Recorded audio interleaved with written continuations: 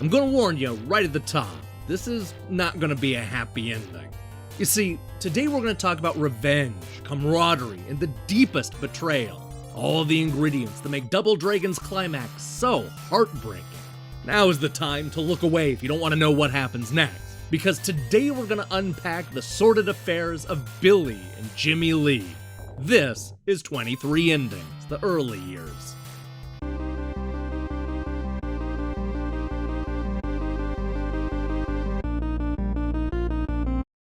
Double Dragon conveys so much without saying a word.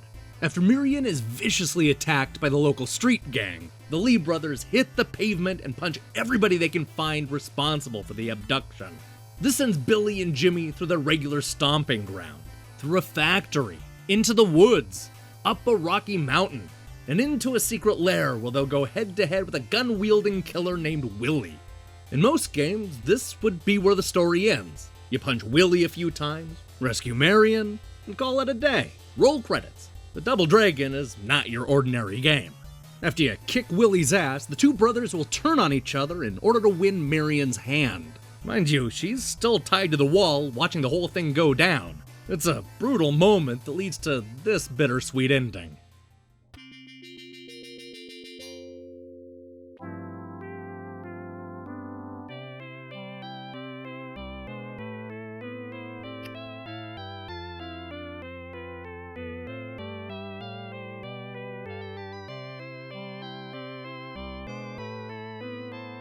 Okay, so serious question.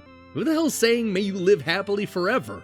There's been no other narration in this game. You already kicked Jimmy to the curb, and it certainly seems like an odd thing for these two lovebirds to say to each other. I don't know, maybe it's just me, but there's nothing about this ending that makes me think they're gonna live happily forever. I mean, even if I didn't know that Marion gets gunned down at the beginning of the second game, I still would think this relationship is doomed for failure. If I'm being honest, I have to say that I've never liked this ending. There's nothing in the lead up of this twist that suggests that Billy and Jimmy would eventually turn on each other.